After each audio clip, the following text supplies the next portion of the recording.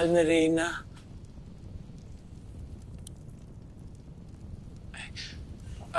Pasensya na po kung naistorbo ko kayo.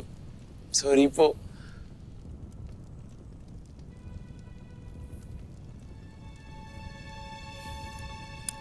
Halika. Tumuli ka dito.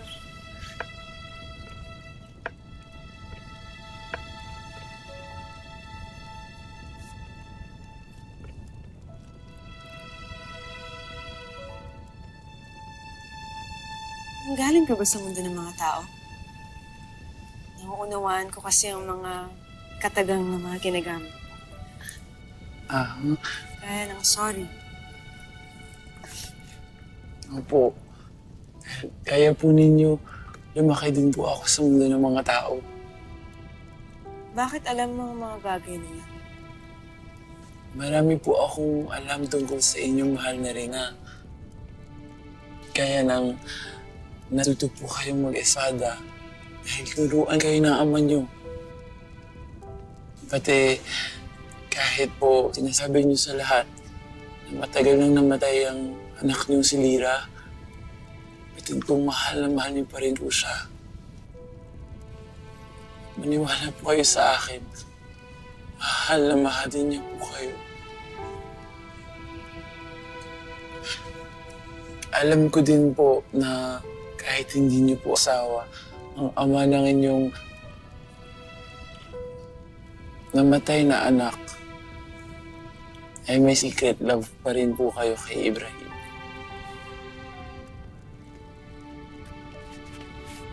Bakit alam mo ang mga bagay na yan? Sino ang nagsabi sa'yo? Umamin ka. Espiya ka nga ba gaya ng sinasabi ni Danaya? Matagal mo na ba akong minamanmanan? Hindi po ako espiya.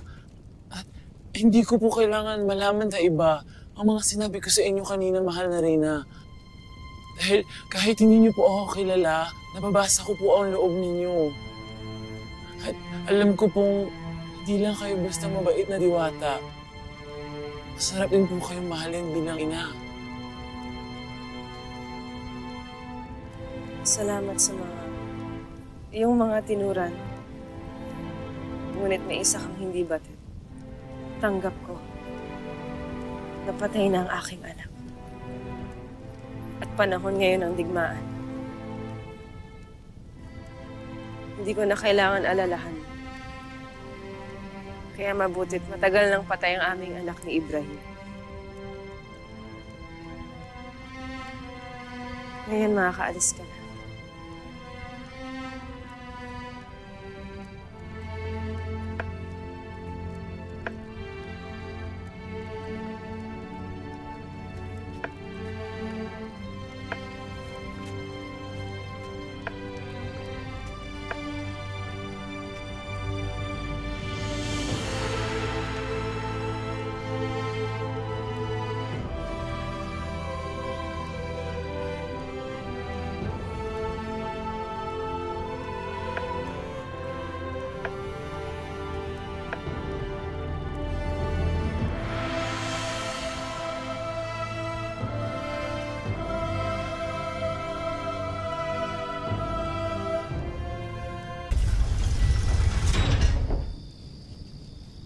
Ito nga, si Ninay.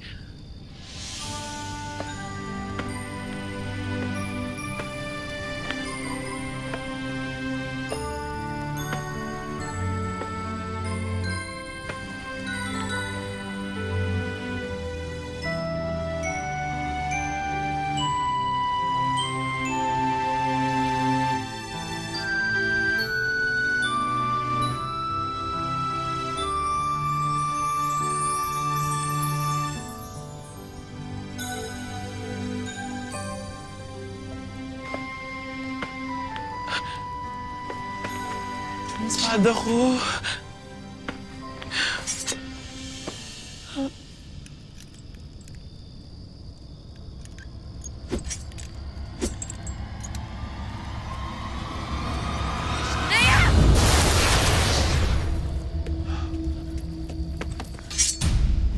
Danaya, anong nangyayari dito?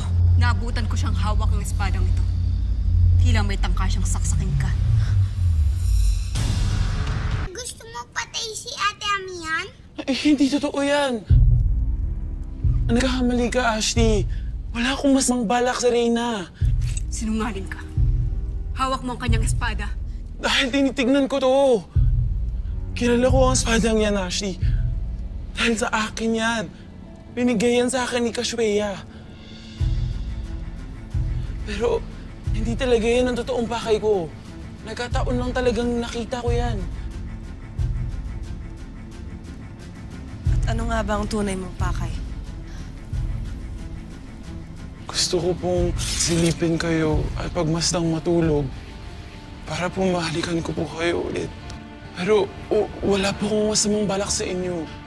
Promise po yun, mamatay man ako, Bexman. Hindi mo ako maloloko. Halika. Sumama ka sa akin. Ate Danaya, saan mo dati si Camby? Naya, anong gagawin mo sa kanya? Sisiyasatin ko siyang mabuti. Hanggang mapaamin siya. Kaya magpahinga ka na muli, Amihan. Ako nang bahala sa engkantada kita.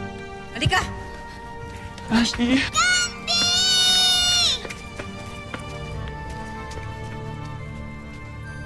Hayaan na natin sila, Pau Pau. Dito na lang tayo, ha? Ang gagawin niya po kay Camby? Magtiwala na lang tayo kay Danaya. Isang matalino at mabuting diwata ang aking kapatid. Kaya malalaman niya kung mabuti talaga o masama ang engkantadang yun. Tulog na tayo ulit?